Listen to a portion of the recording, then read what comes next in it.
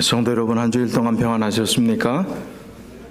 귀한 안식일에 몸된 성전에서 안식일에 하나님이 주시는 은혜와 축복을 누릴 수 있음을 인하여 하나님께 감사를 드립니다. 팔 한번 들어보시죠. 잊어버리신 분도 계시고 벌써 포기한 분도 계시고 교회 올 때만 차는 분도 계시고, 제가 20일 동안 성공을 해서 하루만 지나면 1호 이 완성자가 나온다는 말씀을 들었어요. 근데 21일이 지났는데 제가 주중에 만났는데 여전히 차고 있더라고요.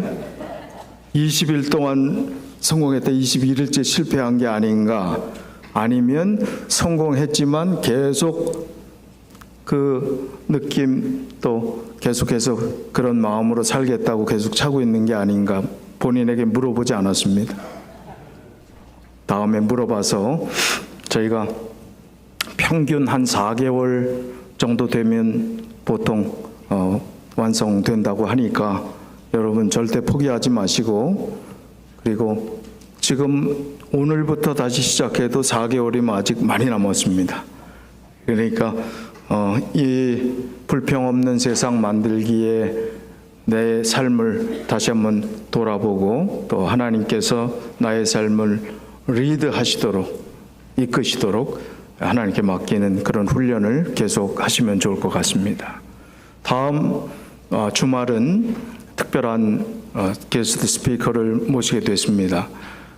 이분이 한국연합회의 한국교단본부의 선교전략연구소라는 그 특별 부서를 맡아서 그 소장으로 오랫동안 한국 교회가 어떻게 성장할 수 있는가, 또 어떻게 선교할 수 있는가를 아주 깊이 연구한 분입니다. 꽤 오랜 기간 동안 그런 사역을 했습니다. 그 중에 특별히 Natural Church Development라는 특별한 프로젝트가 있는데, 그것은 자연적 교회 성장이라 우리가 번역하면 그렇게 되는데, 크리스티안 슈바르트라는 독일 분이 교회 성장 연구하는 학자인데, 이분이 우리 교단 분은 아닙니다. 그런데 보통 교회가 성장하고 잘 되는 교회를 보니까 8가지의 특성이 있더라.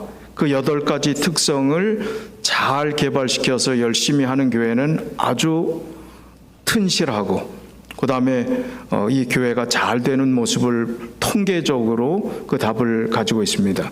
우리 재림교회도 미국 교회를 포함해서 수천 개의 재림교회가 거기에 참여했습니다.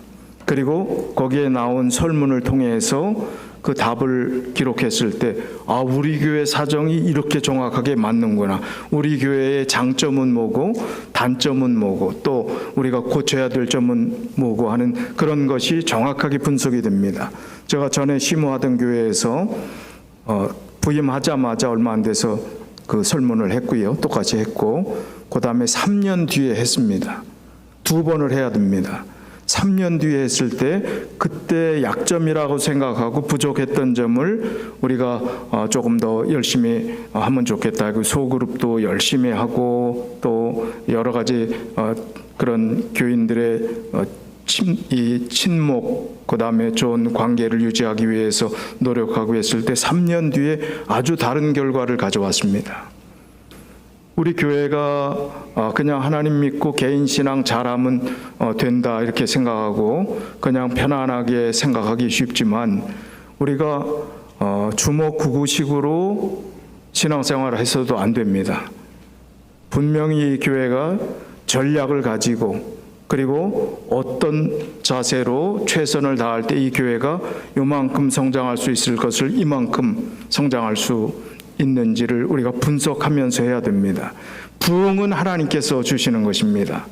인간이 이룰 수 있는 것은, 성장이라는 것은 한계가 있습니다. 그러나 우리가 최선을 다할 때 하나님의 뜻에 합당한 일들을 행할 때 하나님께서 부어주시는 거예요. 부흥시켜주시는 것입니다. 그래서 우리 교회의 형편을 아는 것이 필요합니다. 최소한 한국어권 30명, 영어권 30명의 설문이 있을 때 정확한 데이터를 가져올 수 있다고 합니다. 그래서 금요일, 안식일, 주말 부흥회로 그 내용에 대해서 충분히 인식하시도록 그 말씀을 나누겠고, 또 식사한 이후에 설문을 하도록 하겠습니다. 그래서 여러분이 꼭 참석해 주셔야 됩니다. 우리 교회를 분석하는 거예요. 그래서 영문 설문지가 있고 한국어 설문지 두 종류가 있습니다.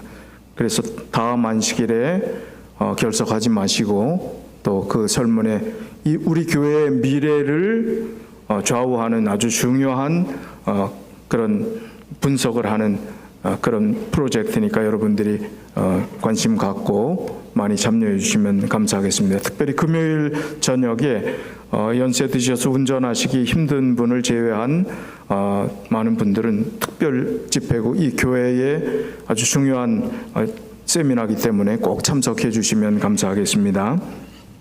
원래는 오늘 그 8가지 항목에 자연적 교회 성장에 대한 말씀을 드리려고 했는데, 제가 저희 교단에서 번역한 책들, 지금 한송식 목사님이 번역해 갖고 가져올 소책자 그 내용으로 제가 미리 해버리면 다음 주에 강사님이 새롭고 신선하게 할 수 없을 것 같다는 생각이 들었어요.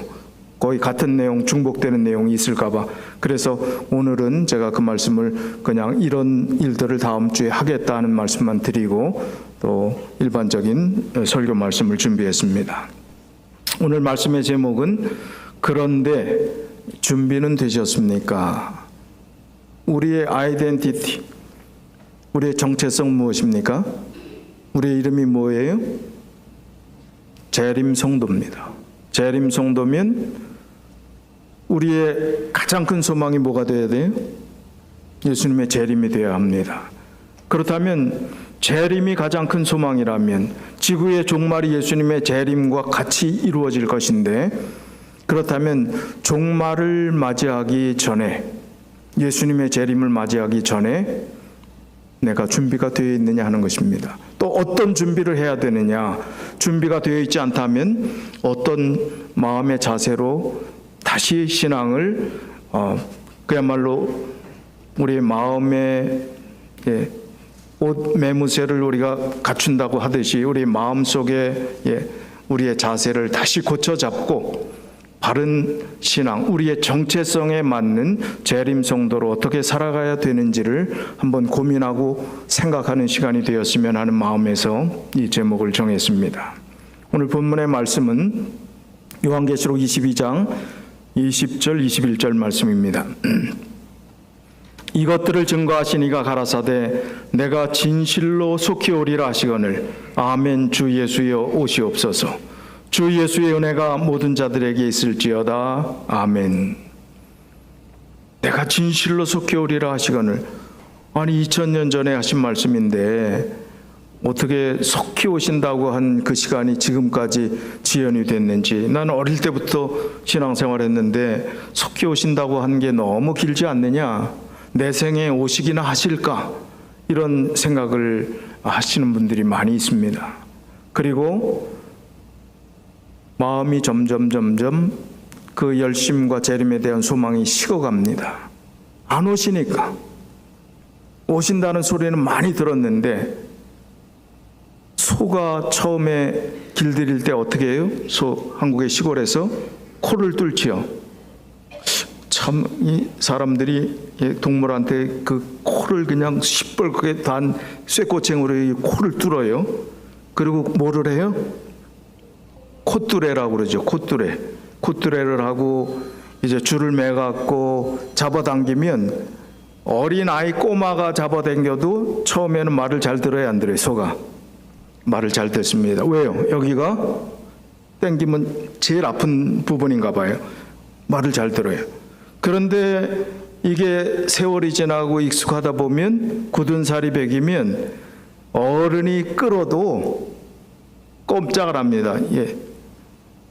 아주 이 황소고집이라고 그러죠. 황소고집. 예. 소의 고집은 아무리 끌어당겨도 꼼짝도 안 하는 겁니다. 그래서 그전에는 작은 회초리 가지고 이렇게 살짝 쳐도 뭐 그냥 말을 잘 듣고 그랬는데 회초리가 아니라 그냥 큰 막대기로 이렇게 쳐도 이루고 만다니까요.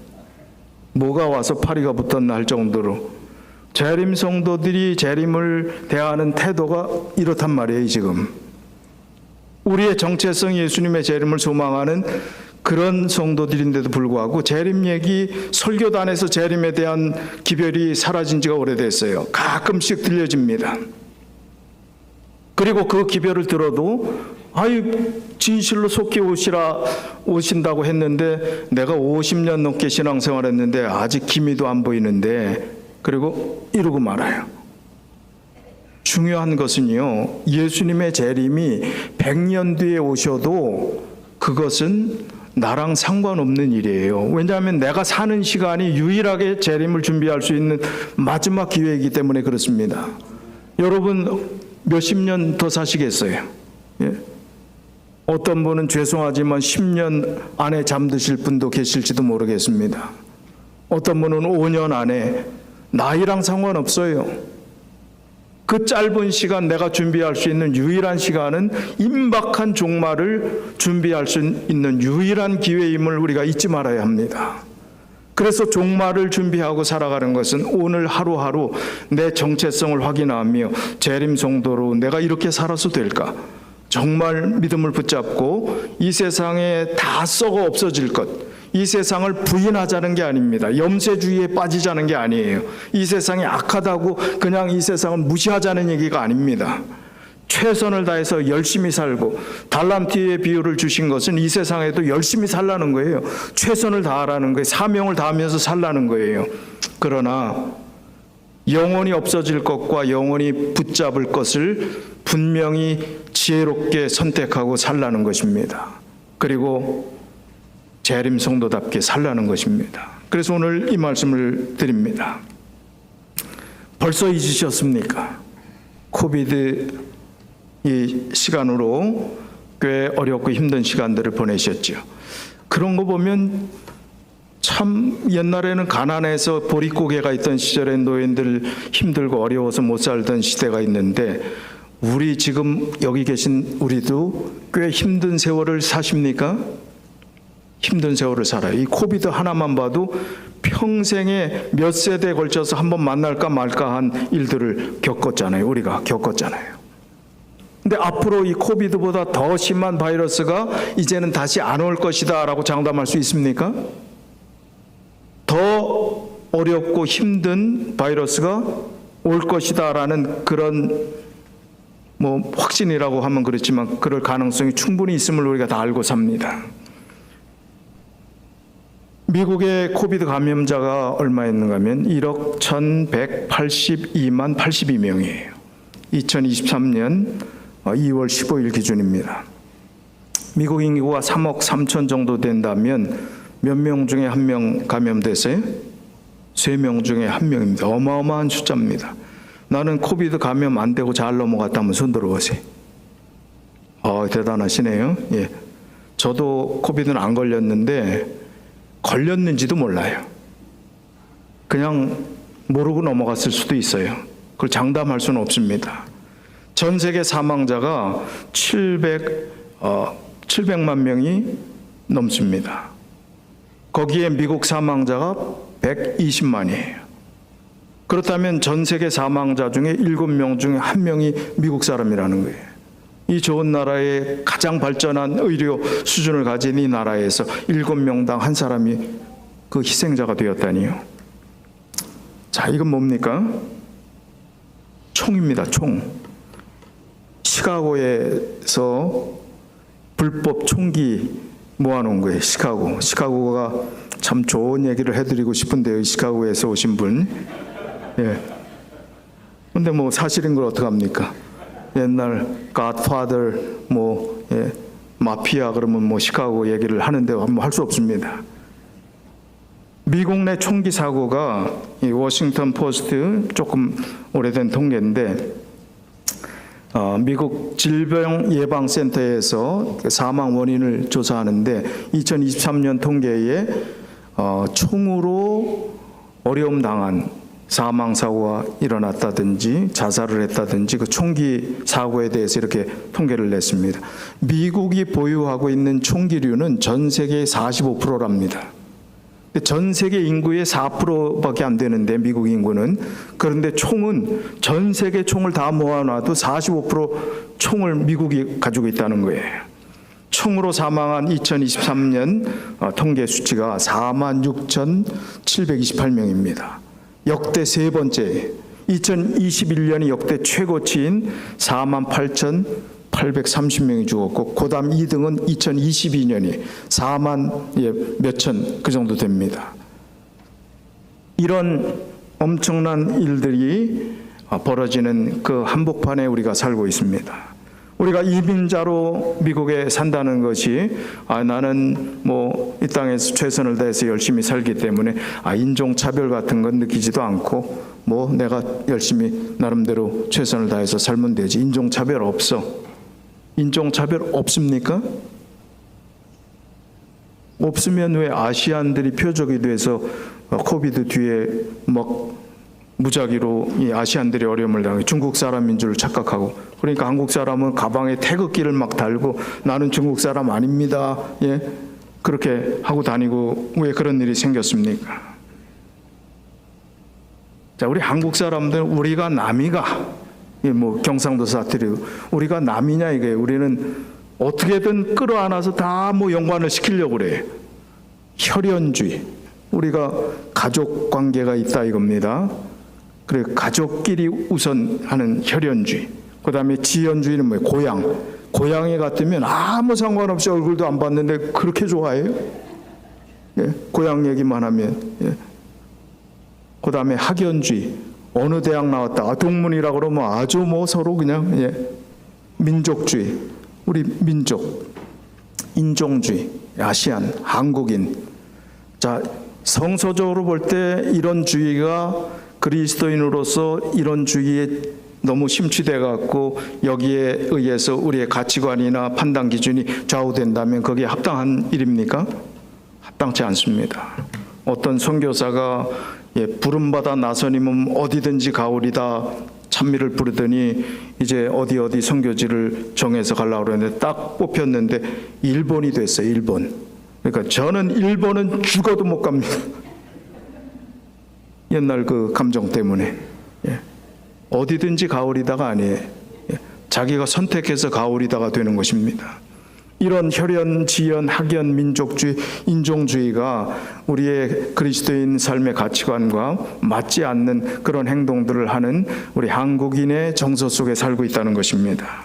그리고 지금은 진리가 실종된 시대에 살고 있습니다. 가짜 뉴스가 너무 많습니다. 한국의 정치 얘기를 들어봐도 누가 옳은 건지 좌파, 우파, 그 정치가 건전한 보수와 건전한 진보가 있어야 됩니다. 그런데 극단만 있어요. 극좌, 극우만 있어요. 그리고 거기에 폭력이 수반되고 그런 일들이 생긴다면 건전한 정치 발전이 이루어질 수 없습니다. 아무리 열심히 그야말로 머리가 터지도록 토론을 하더라도 거기서 의견을 도출하고 거기에서 결론이 지어지면 그대로 순종하고 따라가는 것이 올바른 민주주의입니다. 아직 멀었어요. 가짜가 판치는 세상이 됐습니다. 이런저런 생각을 해보면 또 곳곳에 난리가 나고 재림의 징조들이 계속해서 성취되는 그런 시대를 바라보면서 모르겠어요. 여러분들은 예수님이 좀 빨리 오셨으면 좋겠습니까? 현직에 계신 분이 아멘 하시니 참 감사합니다.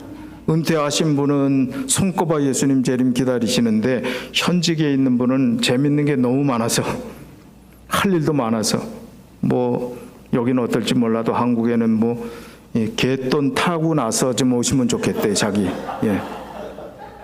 내 다음 달이 내 순서인데 그 다음 2달 지나서 오시면 좋겠다고. 정말 예수님이 빨리 오셨으면 좋겠습니까? 그런데 예수님 맞이할 준비는 되셨느냐 말이에요. 안 됩니다. 제가 꿈을 꿨는데 너무 생생한 꿈을 꿨어요. 구름이 찬란한데 빛이 쫙 내려쬐면서 예수님이 오시는 성경에 말한 그 장면이 정말 동편의 작은 구름에서부터 점점 커지더니 천사의 무리고 예수님이 재림하시는 거예요. 근데 제가 허들짝 놀라서 안 되는데, 예수님 지금 오시면 제가 준비가 안 됐는데, 그렇게 반응하더라고요, 꿈에. 그리고 깜짝 놀라고 제가 그 설교를 했더니 어떤 장로님, 아니 목사님 준비가 안 되셨어요? 저 이거 차고 있잖아요 아직도.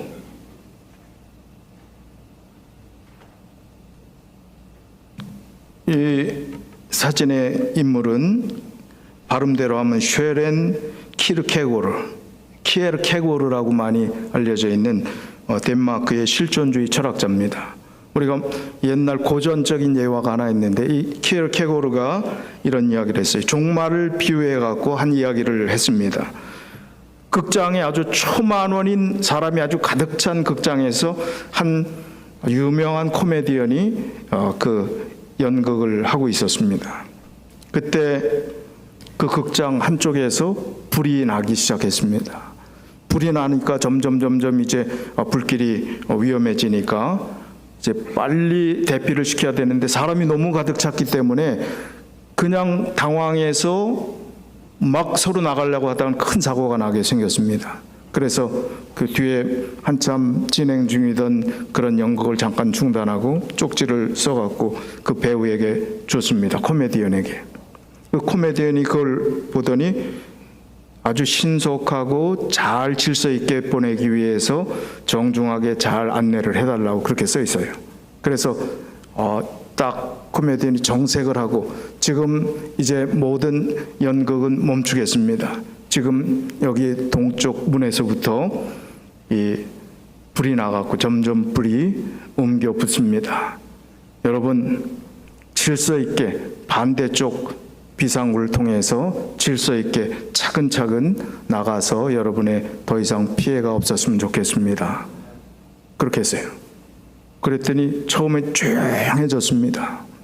그러다가 이쪽 저쪽에서 키득키득 웃는 소리가 나요. 이야, 어떻게 진짜처럼 잘하네. 진짜처럼 연극하는 줄 알고 그 얘기도 또 연극인 줄 알았어요. 아무도 안 움직이는 거예요. 여러분, 진짜입니다. 이건 실제 상황입니다. 빨리 피신해야 됩니다. 와, 웃는 거예요. 연기가 보이기 시작하고 사람들은 불꽃이 보이자 서로 나가려고 아수라장이 됐습니다. 수많은 사람들의 인명피해가 난 이야기를 이 키에르케고르가 이야기를 합니다. 그러면서 이미 때가 늦은 그 희생을 이야기하면서 종말의 때가 그럴 것이다. 준비하라고 수없이 이야기했는데, 그리고 기회를 충분히 줬는데 여전히 희희낙낙 그저 코미디언이 이야기하는 것처럼 믿지 않고 그냥 가볍게 생각하다가 망한 그런 종말의 모습을 이야기합니다. 소돔과 고모라 성이 그랬습니다. 롯의 사위들은 심판의 메시지를 농담으로 여겼다고 그랬습니다. 농담으로. 성경에 분명하게 농담으로 여겼다. 종말의 징조가 왔다는 말을 우리는 농담으로 흘려보내서는 안 됩니다. 하나님께서 계속 신호를 보내시잖아요. 계속해서 신호를 보내시잖아요. 이런 천재지변이 있고 어려움이 있는 것은 계속 깨어라. 이 징조의 모든 상황들이 예수님의 오심을 증거하는 가장 중요한, 우리를 깨우는 그런 장치임을 말씀하고 있습니다. 예수님의 재림은 종말과 분명하게 연결되어 있습니다. 누가복음 12장 40절에 그러므로 너희도 준비하고 있으라. 생각하지 않은 때에 인자가 오리라 하시니라. 요한계시록 22장 10절로 12절에 또 내게 말하되 이 두루마리의 예언의 말씀을 임봉하지 말라. 때가 가까우니라. 불의를 행하는 자는 그대로 불의를 행하고 더러운 자는 그대로 더럽고 의로운 자는 그대로 의를 행하고 거룩한 자는 그대로 거룩하게 하라. 보라, 내가 속히 오리니 내가 줄 상이 내게 있어 각 사람에게 그가 행한 대로 갚아주리라. 재림은 항상 성경은 임박성을 이야기합니다. 예수님의 초림에 대해서, 예수님이 이 땅에 아기 예수로 오신 그 초림에 대해서 구약에 456회의 언급이 있습니다.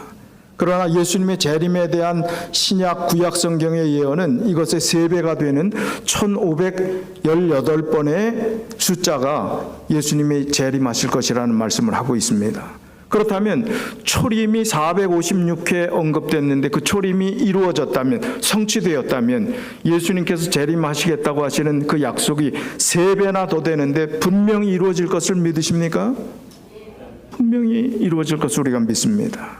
이 예언이 분명히 이루어질 것인데도 불구하고 우리는 마치 진실을 받아들이지 않고 농담으로 여기고 그저 우스갯거리의 이야기처럼, 마치 노아가 120년 동안 이 방주에 들어와야 산다고 이야기했는데 그것을 가볍게 미치광이 노인의 이야기처럼 치부했던, 그렇게 함부로 그 이야기를 받아들이지 않았던 그런 사람들의 모습과 우리의 모습이 비슷하다면 그것은 우리는 재림 성도의 정체성을 가지지 않고 살아가는 것과 다름이 없다는 것입니다.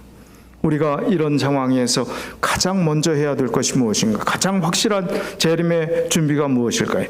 징조 쫓아다니다 보면요, 여러분 신앙이 아주 이상한 쪽으로 갑니다. 징조 보면서 예수님 재림 가까웠다, 몇 년도에 예수님 오실 것이다 하는 그런 무리들도 있잖아요. 그런 분들이 막 책을 돌리고 막 그래요. 요즘 그런 걸 보면 재림이 임박하긴 했구나, 거짓 선지자들이 많이 일어난다고 했으니까 마지막 때 되면 2030년 31년 그 사이 예수님 재림한다고 우리 교회 안에서 책 돌리는 사람이 있어요. 우리 교회 말고. 지금 그것은 잘못된 것입니다. 날짜를 정했기 때문에. 그러나 이 사람들이 이렇게 긴박해서 이렇게 하는 것을 보면 얼마나 간절하고 예수님 재림이 임박했다고 느끼면 이런 책들이 돌아다닐까. 우리는 전혀 무관심한데 지금 그런 일들이 계속 벌어지고 있습니다. 그것을 용납할 수는 없지만 그런 상황들이 있는 것을 보면 예수님 재림이 가까웠구나 하는 것을 우리가 알 수 있습니다. 그러나 사건 중심의 신앙이 아닌 관계 중심의 예수 그리스도와의 바른 관계를 맺는 것이 확실한 재림 준비입니다. 그렇다면 어떻게 될까요? 가장 확실한 선행되어야 될, 먼저 행해야 될 재림의 준비는 필수 조건은 회개하는 것입니다. 사도행전 3장 19절에 그러므로 너희가 회개하고 돌이켜 너희 죄 없이 함을 받으라. 이같이 하면 유쾌하게 되는 날이 주 앞으로부터 이를 것이요. 회개가 먼저 선행되어야 된다는 겁니다. 그냥 아무 생각 없이 그대로 살아가지 말라는 것입니다. 돌이켜야 된다는 거예요. 그리고 잘못된 부분들이 무엇인가를 깨닫고 하나님께 간구하고 하나님께서 새롭게 해주시도록, 거듭나게 해주시도록 하나님의 인도하심을 구하고 살아야 된다는 것입니다. 로마서 13장 11절로 14절에 또한 너희가 이 시기를 알거니와 자다가 깰 때가 벌써 되었으니 이는 이제 우리의 구원이 처음 믿을 때보다 가까웠음이니라. 밤이 깊고 낮이 가까웠으니 그러므로 우리가 어두움의 일을 벗고 빛의 갑옷을 입자. 낮에와 같이 단정히 행하고 방탕과 술 취하지 말며 음란과 호색하지 말며 쟁투와 시기하지 말고 오직 주 예수 그리스도로 옷 입고 정욕을 위하여 육신의 일을 도모하지 말라.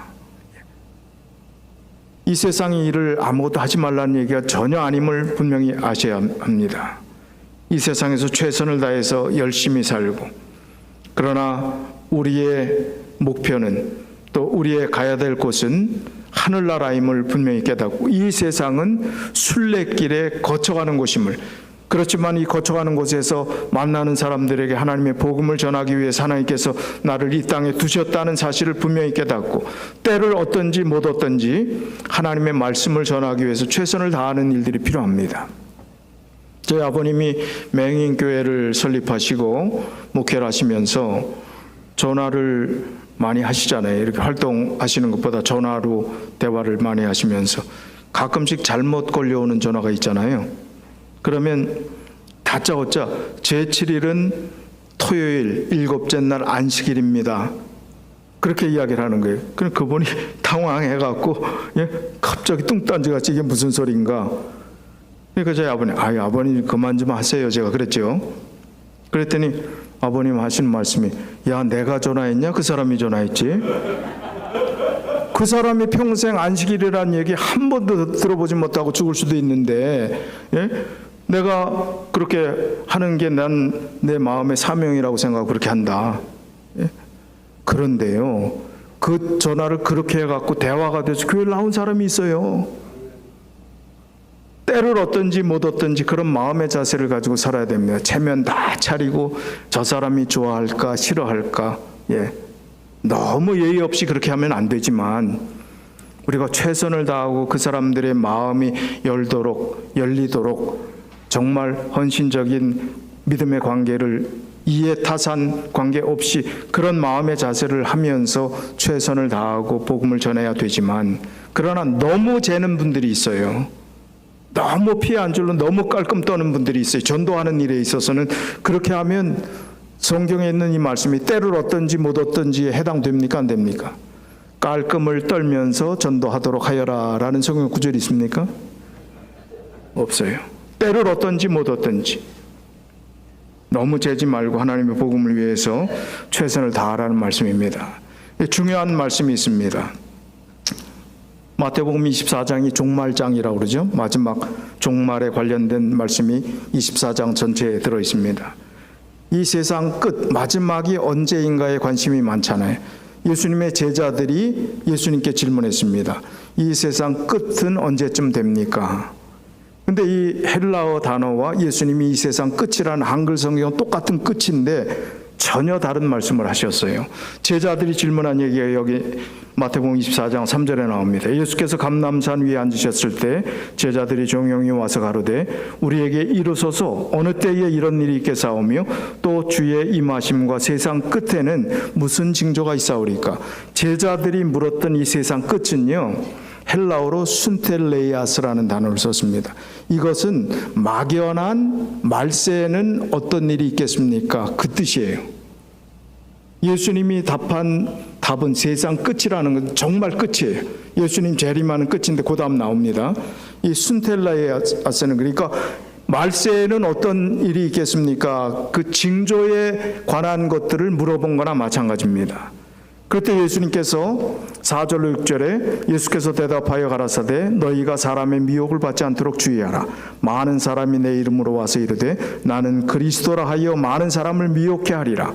난리와 난리 소문을 듣겠으나 너희는 삼가 두려워 말라. 이런 일이 있어야 하되 끝은 아직 아니니라. 이런 징조가 예수님의 재림은 가까웠지만 끝은 아니라 이거예요. 근데 정말 끝이 이르는 답을 주셨어요. 여기 여러분이 잘 살펴보셨는지 모르지만 예수님이 말씀하신 끝은 정말 끝이에요. 텔로스라는 단어를 썼습니다. 징조가 있지만 그 징조가 끝이 아니라는 거예요. 끝의 시작일 뿐이라는 겁니다. 그러면 정말 끝은 어딘가? 7절부터 있는 말씀을 14절까지 보세요. 민족이 민족을 나라가 나라를 대적하며 일어나겠고 처처에 기근과 지진이 있으리니 이 모든 것이 재난의 시작이니라. 그때 사람들이 너희를 환난에 넘겨주겠으며 너희를 죽이리니 너희가 내 이름을 위하여 모든 민족에게 미움을 받으리라.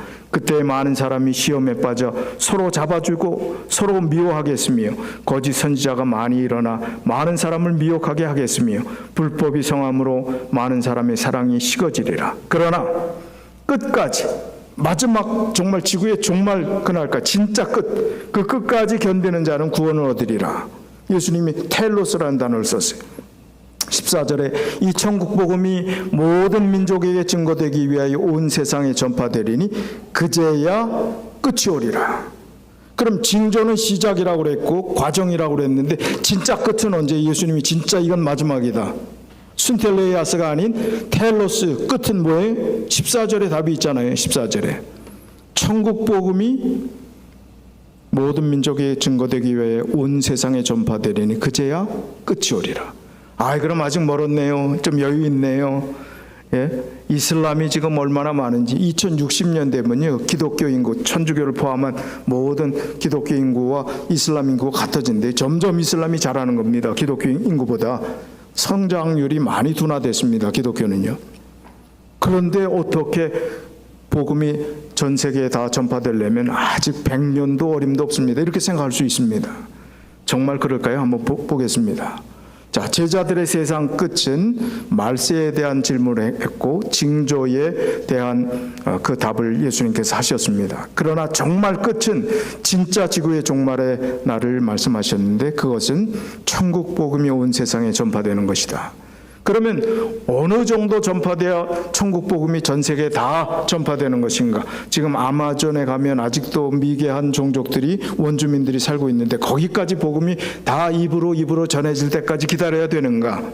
아니면 지금 문명사회에서 모든 나라가 기독교를 모르는 나라가 없게 되었는데 사도 바울 시대에도 이 세상에 복음이 다 전파되었다는 그런 뉘앙스로 말씀하셨는데 그러면 복음이 다 전파된 건가? 그 해석은 신학자마다 분분합니다.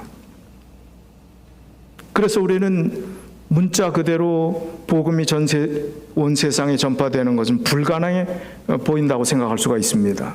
우리 재림교인이 이번 대총회 했지만 지금 대총회 끝나고 통계를 제가 정확히 보지는 않았지만 얼마 전까지의 통계에는 전 세계 인구당 전 세계 인구가 몇 명인 줄 아세요?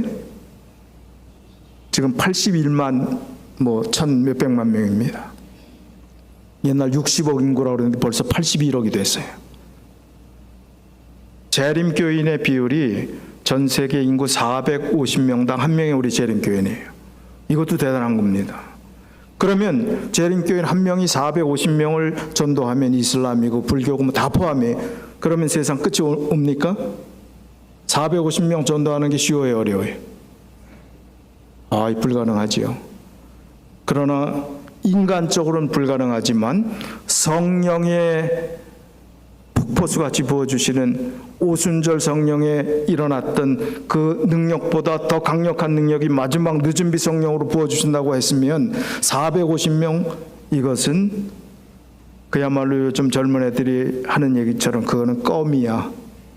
껌이야가 가볍다는 거 아무것도 아니라는 얘기예요. 전 세계 기독교 인구가 2025년 현재 통계가 개톨릭을 포함한 기독교 인구가 26억 4,500만 명입니다. 이 세계 종교 인구 가운데 가장 큰 비중을 차지하고 있습니다. 이 중에 천주교인이 약 12억 7천, 개신교인이 6억 2천, 정교회, 동방정교 그런 종교들이 있죠. 약 2억 9천, 독립교회 신자가 약 4억, 그리고 무소속 기독교인이 약 1억 5천만 명입니다. 이런 다양한 종파로 세계에서 많이 활동을 하고 있는데 전 세계 기독교 종파를 다 포함해서 기독교인이 32.4%니까 한 사람이 그렇게 따지면 몇 명만 전도하면 끝나요? 우리 재림교회는 450명이지만 기독교인으로 단위로 하면 전 세계 이슬람이고 뭐고 다 포함해서 한 사람이 몇 명 전도하면 끝나는 거예요? 2명 내지 3명 전도하면 끝나는 겁니다. 어려워요? 어렵지 않습니다. 내가 하려고 하니까 어렵지만 하나님이 하시면 이거는 아무것도 아니에요. 450명도 아무것도 아닙니다. 그래서 중요한 것은 이 천국 복음이 문자적으로 원주민에게까지 다 전달되는 그것까지 이 성경의 해석이 그것으로 적용한다 할지라도 이 늦은비 성령이 내릴 땐 그것도 너무나 쉬운 일입니다. 그러니까 이제 정말 끝은 100년 뒤 우리가 450명을 전도해서 인위적으로 머리로 인간으로 생각해서 그게 어렵다고 생각하는 것은 오산이라는 거예요. 하나님이 하신다면 금방 끝낼 수 있다는 거예요. 여태껏 왜 기다리시는지, 왜 재림이 지연되는지는 우리가 하늘나라 가서 좀 물어봐야죠. 그래서 이렇게 지연하셨구나. 옛날부터 그토록 예수님의 재림을 기다렸는데 그 기다림이 이유가 있었구나. 그건 하늘나라에 가서 알게 될 겁니다. 그러나 내 남은 시간이 그렇게 길지 않고 또 분명하게 우리가 깨달아야 될 것은 성령의 능력을 간과해서는 안 된다는 거예요. 늦은비 성령이 정말 하나님의 능력으로 부어주시면 그야말로 몇 초면 끝날 일이 될 수 있다는 사실입니다. 그리스도인 선교봉사 25장에 성령이라는 챕터가 있습니다. 거기에 여러 예언의 신에 있는 말씀들을 모아놨는데 교회정원 8권 20쪽에 이런 말씀이 있습니다. 성령을 주시겠다는 약속은 처음 제자들과 마찬가지로 오늘날의 우리에게도 해당된다. 하나님께서는 오순절에 구원의 말씀을 듣는 자들에게 내려주셨던 하늘의 능력을 오늘날의 남녀들에게도 내려주실 것이다. 이 시각에도 그의 성령과 은혜는 그의 말씀을 믿고 그것을 요구하는 모든 자에게 내려주신다. 우리에게 해당되는 말씀이에요. 그때 내려주셨던 오순절의 능력을 믿고 성령의 은혜를 구하고 그 말씀을 믿고 그것을 요구하는 자들에게 오늘날도 허락해 주신다는 거예요. 더 큰 능력을 허락해 주시겠다고 약속해 주셨습니다. 그 능력이 일어나지 않는 것은 우리가 회개하지 않고 준비하지 않았기 때문입니다.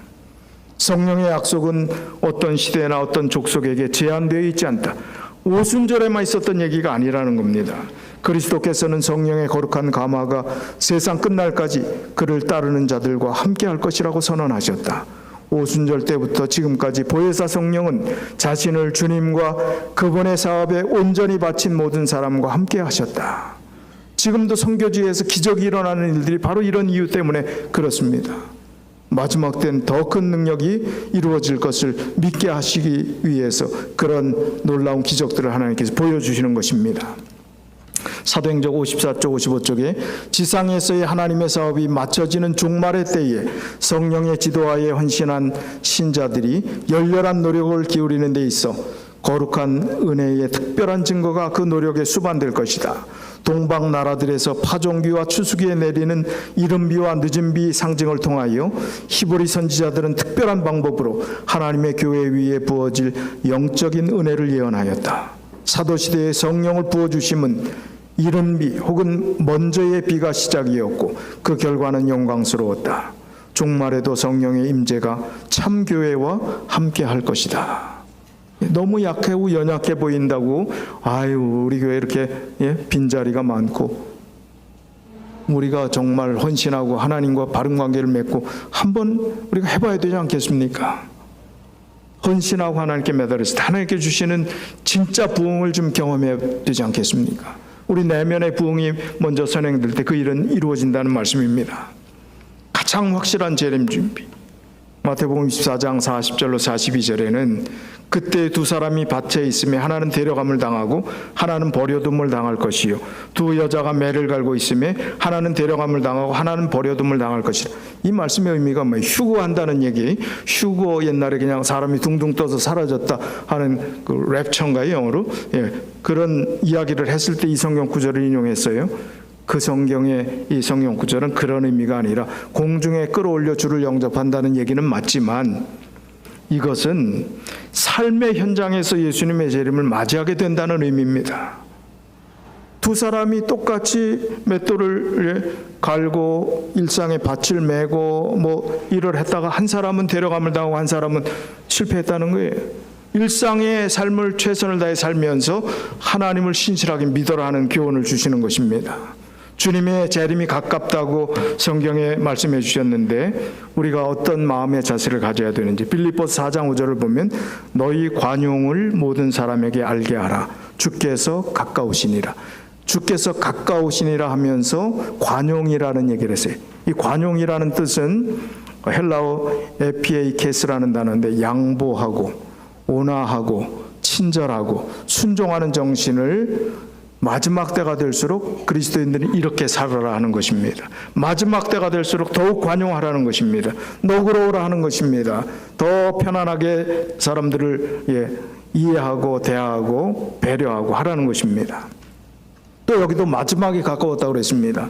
베드로전서 4장 7절 8절에 만물의 마지막이 가까웠으니 그러므로 너희는 정신을 차리고 근신하여 기도하라. 무엇보다도 열심으로 서로 사랑할지니 사랑은 허다한 죄를 덮느니라. 마지막이 가까울수록 어떻게 하라고요?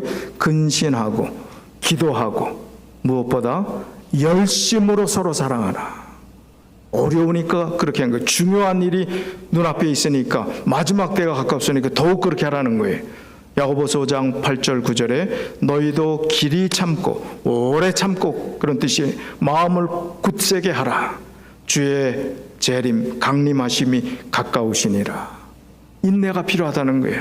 예수님 오시는 그날까지 우리는 인내의 경주를 계속해야 합니다. 마태복음 5장 16절, 이같이 너희 빛이 사람 앞에 비추게 하여 그들로 너희 착한 행실을 보고 하늘에 계신 너희 아버지께 영광을 돌리게 하라. 이 말씀이 우리의 삶에 적용되고 실천되고 또 우리의 착한 행실을 보고 많은 사람들이 하나님께 영광을 돌리며 하나님 앞으로 나오는 그러한 신실한 재림 성도, 재림 준비를 하시는 우리 모든 믿음의 가족들이 다 되시길 바라면서 오늘 말씀을 줄이겠습니다.